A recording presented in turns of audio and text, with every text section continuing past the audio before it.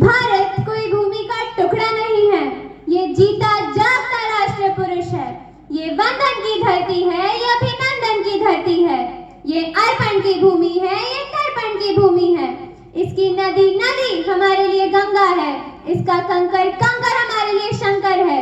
हम जिएंगे तो इस भारत के लिए और मरेंगे तो इस भारत के लिए, और मरने के बाद भी गंगा जल में बहती हुई हमारी अस्थियों को कोई कान लगाकर सुनेगा तो सिर्फ एक ही आवाज आएगी, भारत माता की जय। आदरणीय मुख्य अतिथि महोदय, प्रधानाचार्य जी, सम्मानित शिक्षकगण एवं मेरे प्रिय साथियों, मैं रिया देसाई 80वें स्वतंत्रता दिवस के उपलक्ष्य पर अपने विचार व्यक्त करना चाहती हूँ। मेरे प्यारे भारतवासियों, मेरा आपसे एक सवाल है कि आजादी कैसी दिखती है? तो आपका उत्तर क्या होगा? क्या वह तिरंगा है जो आसमान में गर्व से लहराता है?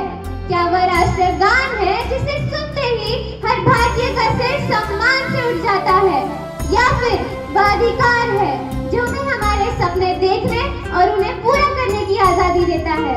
मेरे विचार से आजादी सबका नाम है।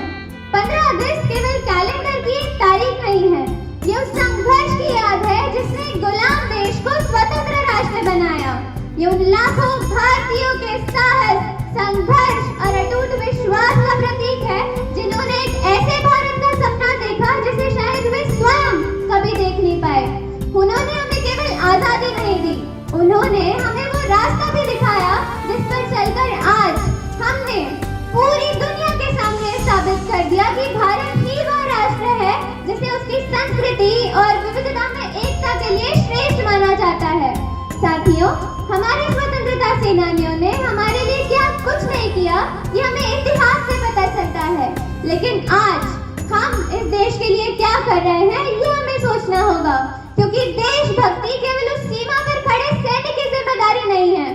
देशभक्ति एक विद्यार्थी की ईमानदारी में है, एक शिक्षक की निष्ठा में है, एक वैज्ञानिक की खोज में, एक खिलाड़ी की मेहनत में और एक नागरिक के उसके कर्तव्य निभाने में भी है। एक महान राष्ट्र केवल ऊंची इमारतों से नहीं बनता, एक महान राष्ट्र महान चरित्र वाले नागरिकों से बनता है। इसीलिए आज इस स्वतंत्रता दिवस पर हमें केवल यह संकल्प ले लेना चाहिए कि हम भारत को विकसित राष्ट्र बनाएंगे। हमें ये संकल्प लेना चाहिए कि हम भारत को ऐसा राष्ट्र बनाएंगे जिस पर आने वाली पीढ़ियां गर्व कर सके।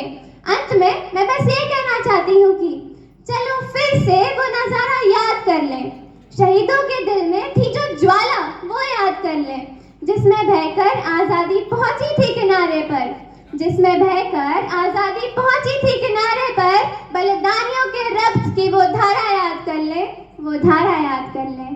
जय हिंद, धन्यवाद।